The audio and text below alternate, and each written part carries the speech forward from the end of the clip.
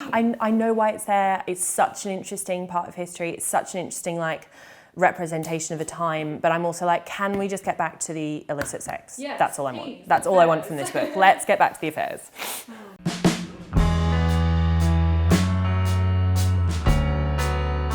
My name's Kate Young and I'm the author of The Little Library Cookbook. I was feeling anxious and lonely and a bit, I really love London and I've loved living here for years and I've wanted to live here since I was a child, but I had an incredible sense of homesickness and I wanted to take myself back to being 10 years old again. So I thought if I could make something that felt comforting then, it was treacle tart from Harry Potter. I thought I could take myself back to being 10 years old if I made this treacle tart again that I had dreamed about but never eaten as a child. It's literally just a memory from a book. And I made it and I invited friends for dinner and they were like, you should write about that. That's a nice thing to write about. For me, both books and food are really rooted in emotion. I have a really good memory for books that I've read at certain points in my life, what they meant to me at that point in my life. I reread books a lot because of the emotion that they gave me the first time and looking at how that's different 10 years later. And food does the same thing. I remember where I was when I first ate a specific meal that I really love. I remember my mum's cooking really well. I remember my dad's cooking really well. I remember all the cooking that I did when I first moved to London and lived in a flat. It's all rooted in quite specific, tangible emotion. And so I think that what I wanted to write was a book that reflected that. Today I'm cooking chicken with tarragon from Anna Karenina, honey and rosemary cakes from Winnie the Pooh, and I'm also cooking the hot chocolate, Chocolat, from Northern Lights.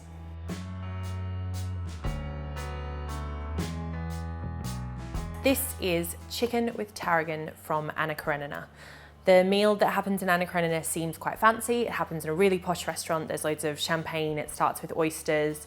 But this is actually one of the simplest dinners that I make. It's something that you can whip together when you get home from work without too much effort at all.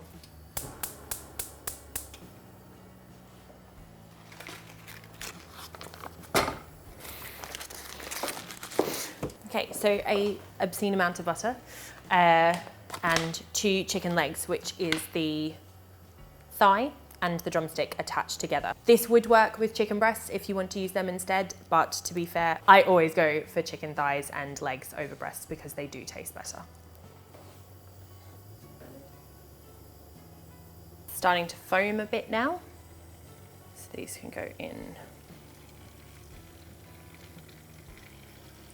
You want to fry them in foaming butter, so it needs to be moving around a bit. So a medium heat is enough, a high heat's going to burn the butter. While they're frying away, I'm going to start cutting some onions. I probably will cry.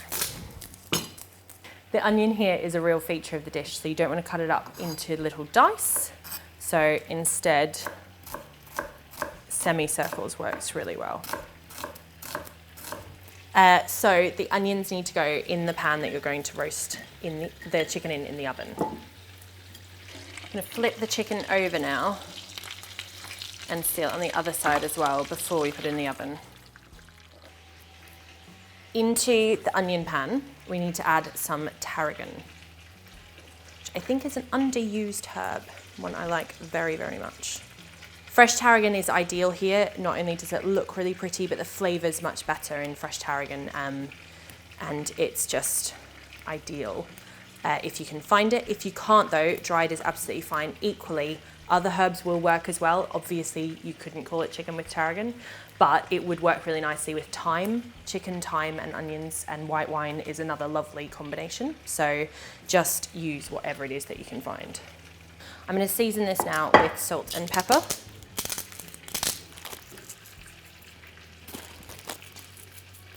And then add some wine, about 200 mils, so about a third of a bottle, which leaves you with plenty.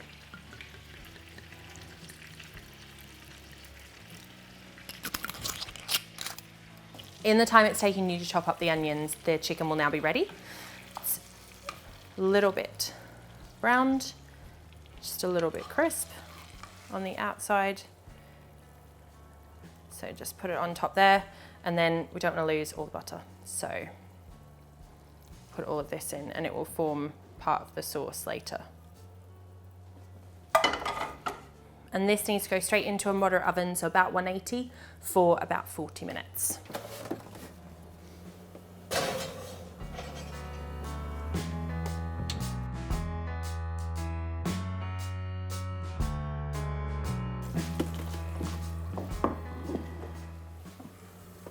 So I'm going to remove these and then cook the sauce down a little bit more. You can keep these warm somewhere, either under some foil or in a pan in the oven if you just want to keep them hot while you're making the sauce.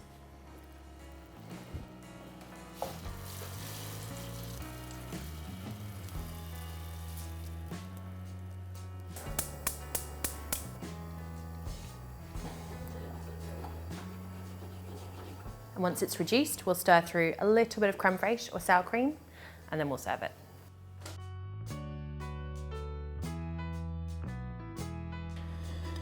And you can serve that with a green salad, with some boiled potatoes, some roasted potatoes, whatever you fancy. You can also just eat it on its own like this.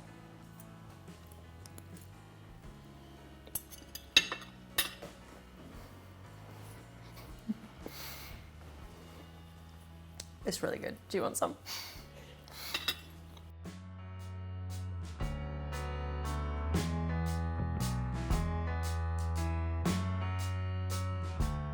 These are honey and rosemary cakes from Winnie the Pooh. I remember reading Winnie the Pooh with my sister when I was tiny. I remember we used to have the Alan Bennett audiobooks. We once drove down to Canberra and we'd listen to them on long drives, but it's particularly that long drive down to Canberra I associate them with. Just grease the tin first with some butter so that you're ready to pour the cake batter straight in once you've made it. Okay, so that's ready. So we need 170 grams of butter. The same of honey.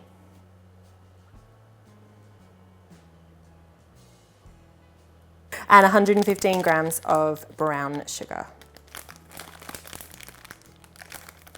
This is my absolute favourite thing about this cake is that you melt the butter and the sugar together with the honey as well, which makes it so much easier than creaming butter and sugar. You don't need a mixer, you don't need any sort of equipment at all really, except a saucepan and a hob.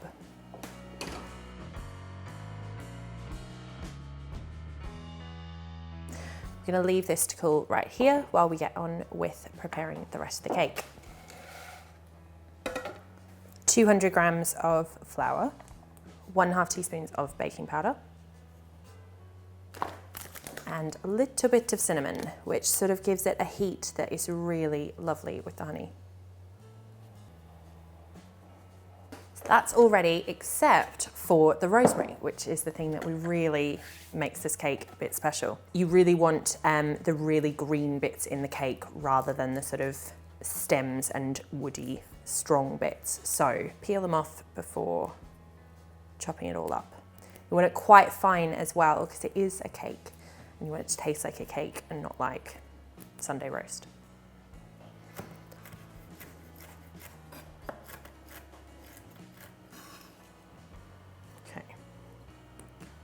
So goes in there.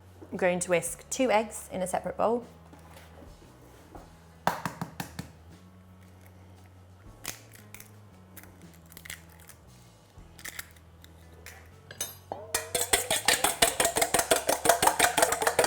You don't need to do anything to them except break them up so that they just aren't going in the batter whole. The beaten eggs go in here to the honey mixture. The reason it has to be cool is so that you don't scramble the eggs. And then all of this goes straight into here. It all comes together in this quite runny cake batter. Now, this is also the nicest tasting cake batter in the world, but I'm not going to eat any right now. So you want these to be about 2/3 full so that they don't do that enormous ballooning thing out over the top, but also so that they don't get too dense and dry and small.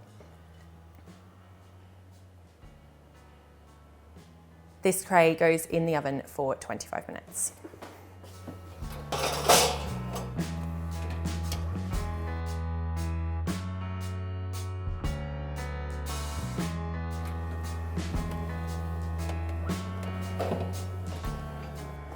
So These are now springing back on the top, which means that they're ready. And I'm gonna leave them for about 5 minutes to cool in the tin, and then I'll turn them out. I'll give them a little shake and a twist if they don't quite come out that easily. The cakes are now cool, out of the oven, cooled completely. This honey, I'm gonna put in a pan with some rosemary and put that back over the heat for a bit so that it infuses, and set it aside to cool a bit. To ice these cakes, you need something that's a bit sour, something that's not quite the standard sweet buttercream. So cream cheese icing is the thing here. Beaten up until it gets light.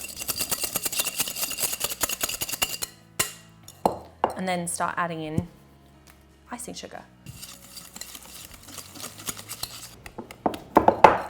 It's a texture thing you're looking for here, really. So stop when it can sort of hold a shape. I've turned the honey off now. It's thinned out quite a bit, as it does when you warm it up, and it has tiny bubbles in it, but it's definitely not boiling. You don't want it to boil away. And then I'm just gonna let it sit there with the rosemary in it while I get on with the icing. Now, I am not a trained chef or a professional cake designer, but if you put a big glob on top and then just go round like this,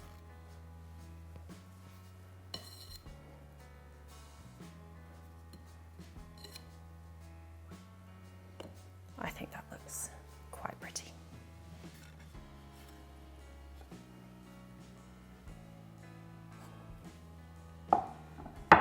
The last thing to do, once they're all iced, the infused honey, just dribble over the top. Okay.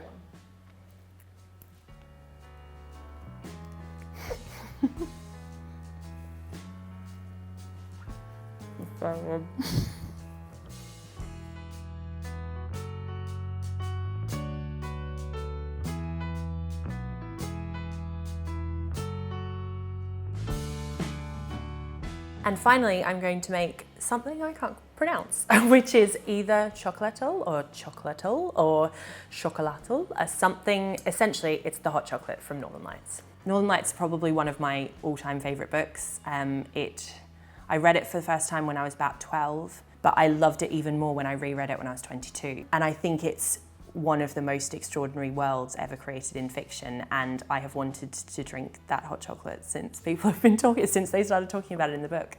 So it's quite a lovely thing to be able to make. So we need 300 mils of milk.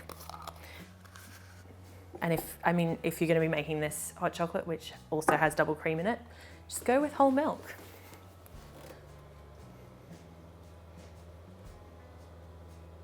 And 75 mils of double cream.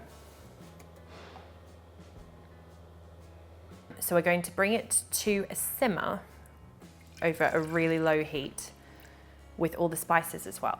So what we need is a bay leaf, 4 cardamom pods that we've crushed,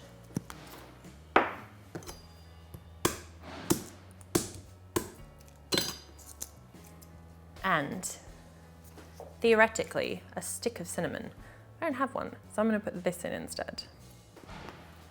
I'm gonna bring it to a slow simmer over low heat. While that's coming to a simmer, I'm gonna cut up some chocolate.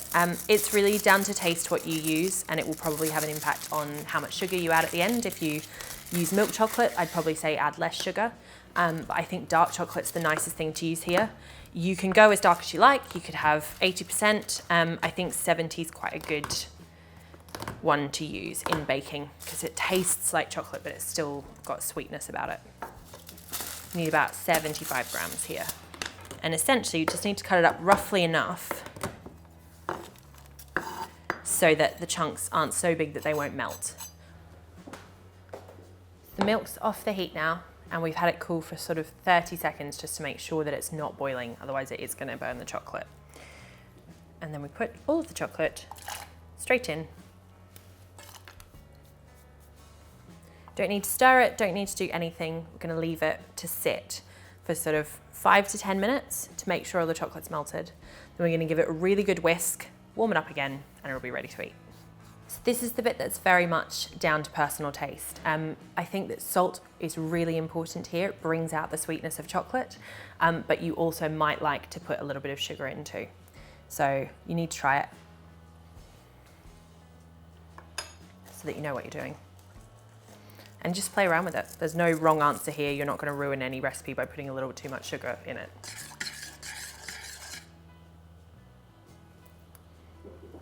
And now I'm going to bring it up to heat.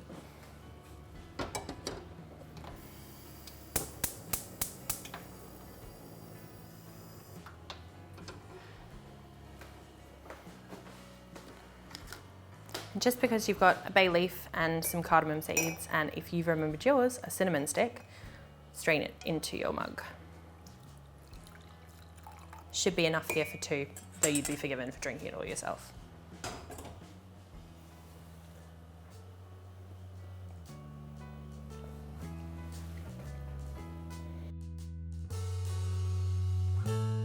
So that's it, 3 of my favourite recipes from 3 of my favourite books. Thanks so much for watching. For more videos from the pool, hit subscribe.